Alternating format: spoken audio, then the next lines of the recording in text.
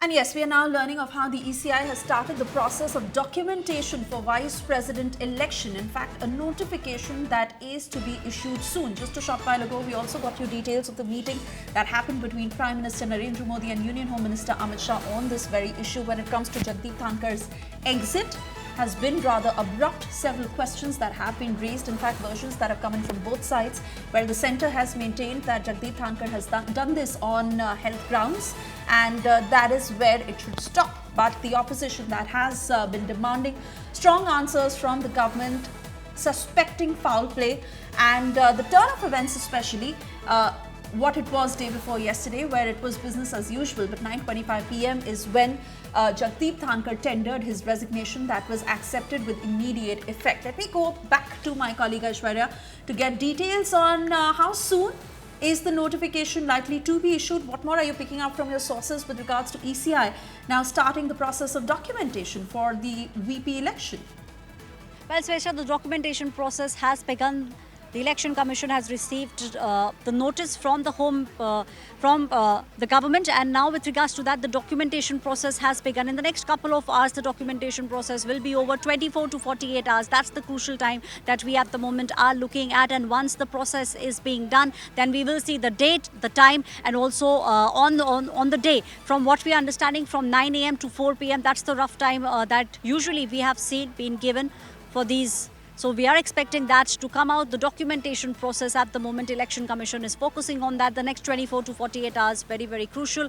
Members, Lok Sabha and the upper house, both of them will be a part of the people who will be able to vote. So with regards to that, we are getting news that the documentation process by the Election Commission has begun. 24 to 48 hours is what we are expecting at the moment. The notification, the formal notification will be out by the Election Commission of India.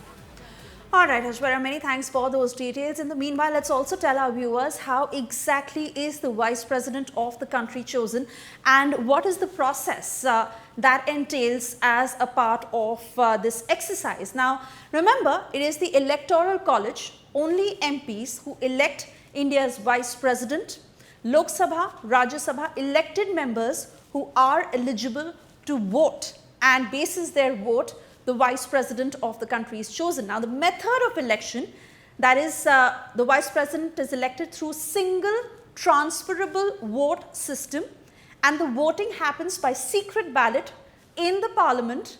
Preferences are counted until majority is reached. So, it is firstly transferable, secondly, it happens through a secret ballot in Parliament, and once it has all come in, then the preferences are counted until majority is reached. Now, eligibility criteria that really matters in this particular aspect. Firstly, the candidate must be an Indian citizen having a minimum of 35 years of experience and must qualify for Rajya Sabha membership in that sense.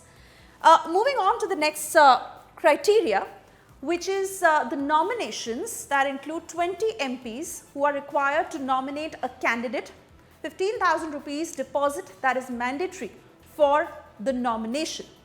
Now, with regards to the nomination, we also tell you how the role of the Election Commission works in this entire process. Now, the EC conducts the poll exercise and announces the results that are supervised in every which way by the Election Commission. That includes the nominations, the voting, and finally how the counting occurs.